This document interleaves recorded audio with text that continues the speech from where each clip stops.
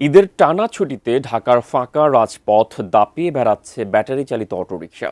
VIP সড়ক থেকে অলিগলি এমন কোনো সড়ক নেই যেখানে চলছে না তিন চাকার এই বাহনটি।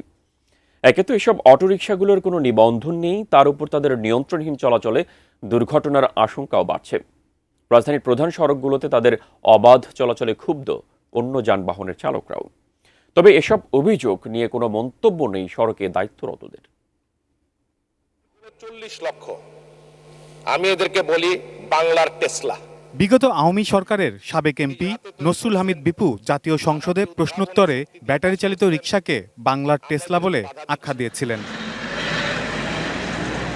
সেই সাংসদ আগস্টের পর পালিয়ে গেলেও রয়ে গেছে বাংলার টেসলা খ্যাত ব্যাটারি চালিত অটোরিকশা, যা প্রতিদিনই জ্যামিতিক হারে বাড়ছে নগরীর সড়কগুলোতে।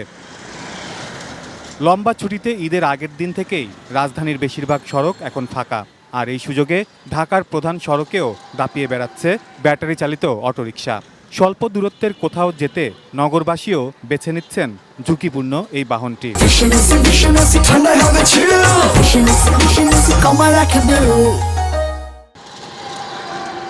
ঈদের সড়কে গণপরিবহন কম থাকলেও অটোরিকশার কারণে যাত্রী না পাওয়ায় ক্ষুব্ধ পায়ে চালিত রিক্সা চালকরা। আমরা বসে লোক 1000-1200 টাকা কামাইতাম, আর এখন এই সারাদিনে এখন পকেট 200 টাকা হয় না। কাছারির কাগজ নেই, আমরা ঢাকা সিটি প্লেট, আমরা দাঁড়াইতে পারি না, ছাত্ররা ভাগা দেয়, পুলিশ ভাগা দেয়। কামাই নাই, সব অটোদের নেই, কামাই হয় না। ওই যে 50 টাকা ভাড়া 30 টাকা নিয়ে যায়। এদিকে বাস চালকদেরও অভিযোগ ব্যাটারি রিক্সা নিয়ে।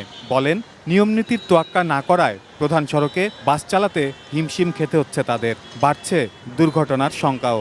অটো রিক্সা চাই যে আমগো গাড়ির আগে হয়ে যায় বোকা, এমনভাবে এরা গাড়ি চালায়। মেন রোড দিয়ে চলে, আমরা গাড়ি চালাতে পারতাছি না ভালো করে, মানে অনেক সমস্যা, যাত্রীরও সমস্যা, আর উল্টা পাল্টা চালায়। এত টাকা সিএনজি আপনার যদি অটো যদি করলে আপনার পারমিশন দিয়ে দেয়, তাহলে সিএনজি কি দরকার আছে?